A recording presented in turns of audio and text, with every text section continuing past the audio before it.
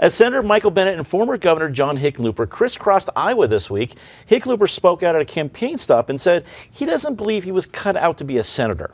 He dismissed the rumors that he'll be running for a Senate seat after Democratic leaders approached him about running against Colorado Republican Senator Cory Gardner.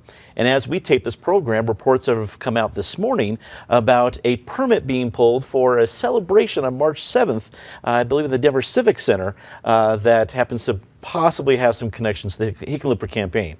Patty, did Andrew Romanoff and Mike Johnson have a great week this week with all the people saying that they don't want to run for Senate? Or is there room for John Hickenlooper to change his mind if Iowa doesn't go the way he wants it to go?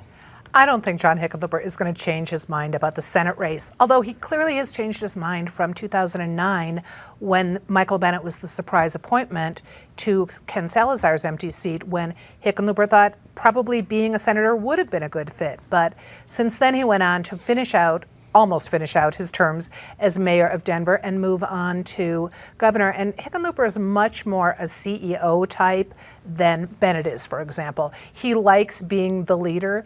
You can't really see that at this point in his career he would have fun being one of 100 senators. I think he would rather be the CEO, whether it's of the country or of another effort he goes on to. So it's not a surprise that at this point in his life, he doesn't think being a senator is a fit.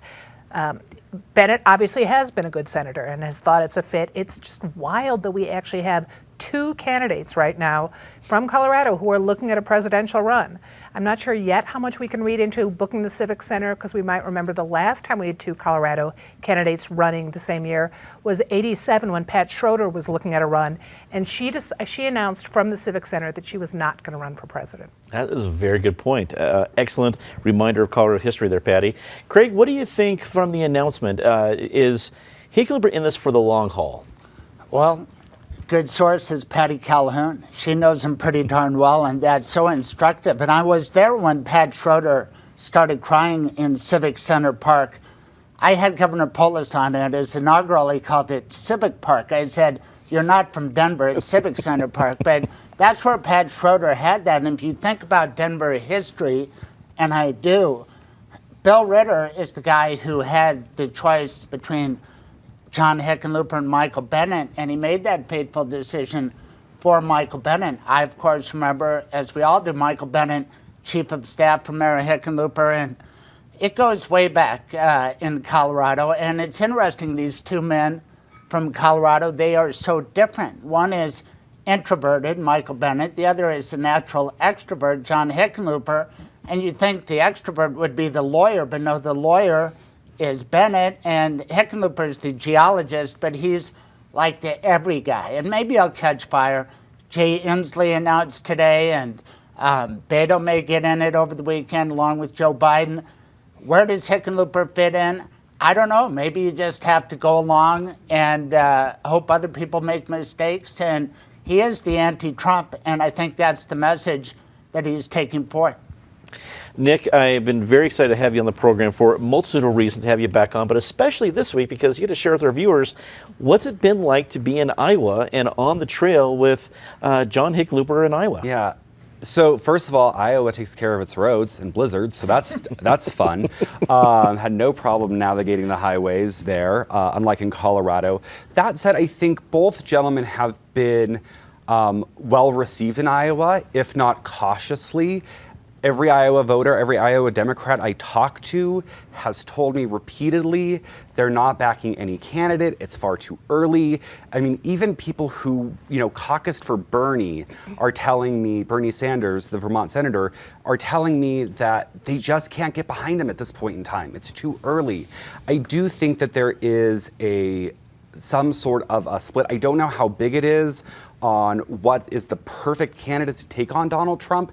I think Governor Hickenlooper thinks that the more pragmatic, progressive, that's his self-identifying moniker these days, is someone who can go into Trump country and take him on there.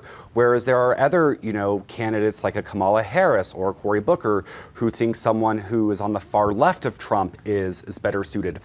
I do not envy Iowa Democrats at all, they are going to have a very, very, very long year of people coming up to them and begging for their votes at the caucus. And it will be fascinating to see how Hickenlooper, who is starting off behind in the polls, will catch fire. But I think it's important to remember that Hickenlooper started his career behind in the polls when he first ran for mayor, right? Sure. He was a Hicken who.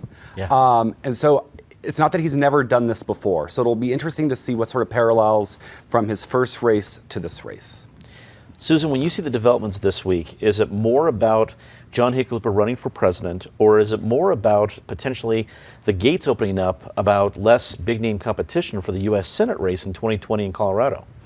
You know, I think John Hickenlooper running for president and Michael Bennet, the potential of him running for president, they're news here because we are from here and we know them and they were our elected officials. But I don't think nationally, you know, neither was on the Time magazine cover looking in that little illustration looking into the Oval Office. I mean, I don't think that the nation considers them nearly the heavyweights that we do here.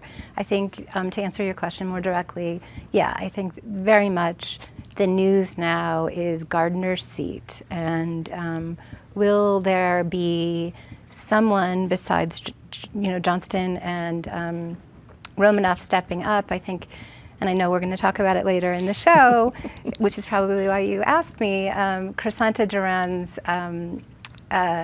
backing out of that Senate race to challenge Gardner and decision to instead, in a primary, challenge Congresswoman Diana DeGette from Denver was huge. I was actually out of the country and not checking my emails, but when I saw that story, that to me was the one story in my 2 weeks off that really surprised me. And there's a lot to discuss about that. I mean, what is Duran thinking, and what becomes of her career now that she's really angered a lot of people in making that decision?